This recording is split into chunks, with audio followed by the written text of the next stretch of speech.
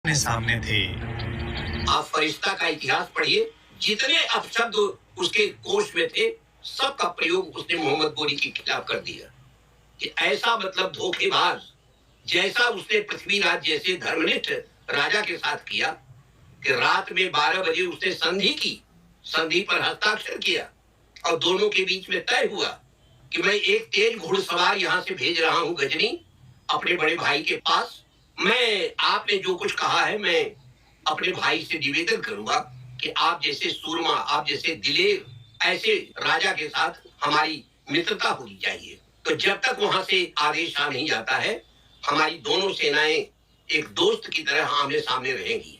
और इंशाअल्लाह यदि ये पूरा हो जाता है तो मैं प्रार्थना करूंगा आपसे कि आप मुल्तान तक का इलाका हमें छोड़ दीजिए, बाकी पूरे हिंदुस्तान पर आप अपनी बादशाह कीजिए। साफ संधि हो गई, क्योंकि पृथ्वीराज के सामने भारतीय धर्मशास्त्र था कि युद्ध करने के पहले, निरीह प्राणियों की जान लेने से पहले संधि का प्रयत्न करना चाहिए।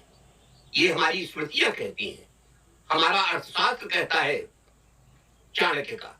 उस नियम के अनुसार पृथ्वीराज चौहान ने अपने धर्म का पालन किया और कहा कि पिछले साल तुम हमारी बहादुरी देख चुके हो कि 40 कोस तक हमारी सेना ने तुम्हारा पीछा किया और आगे सरहिंद के आगे इतना बड़ा रेगिस्तान था कि तुम प्यासे मर जाते, एक भी आदमी तुम्हारा गजनी पहुंच नहीं सकता था। लेकिन जैसे ही मुझे लोगों ने बताया कि मेरी सेना पीछा कर रही है भागते हुए यमनों का, मैंने तुरंत अपने घुड़सवार यहां से भेजे कि तुरंत उनको लौटाओ। हमारा धर्मशास्त्र ये हमको आज्ञा नहीं देता है। फरिश्ता कहता है उसके मन में तो काला चोर बैठा हुआ था, वो देख रहा था कि बड़ी सरलता से हमारी बातों में फंस रहा है, तो इधर इसने सारी रात कवायद की और सारे सैनिकों को इकट्ठा करके सबको तैयारी कराता रहा।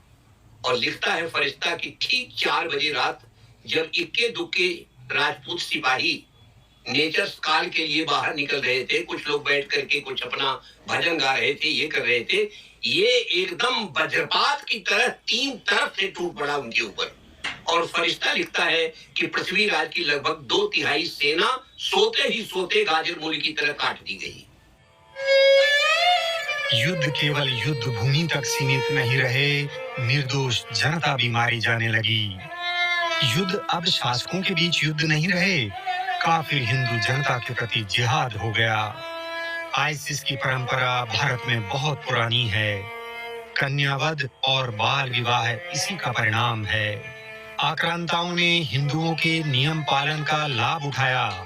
हिंदू गाय को माता और बैल को धर्म का रूप मानते हैं।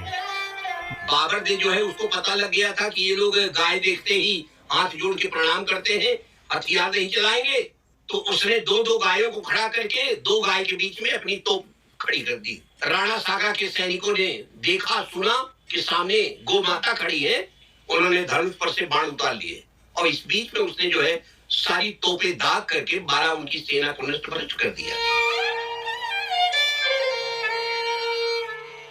आधुनिक इतिहासकार इसको तुलगनुमा रणनीति कहते हैं। बाबर की प्रशंसा करते हैं। भारतीय संस्कृति के अनुसार ये युद्ध में धर्म का उल्लंघन है। हिंदू संस्कृति में मरे हुए शत्रु की देह का सम्मान होता था।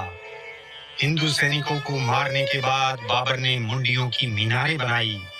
हिंदू राजाओं के कटे हुए सिरों को जनता के बीच कई बार घुमाया गया। संधि का विश्वास दिलाकर अचानक आक्रमण करना मुस्लिम आक्रमणकारियों की मुख्य रणनीति थी।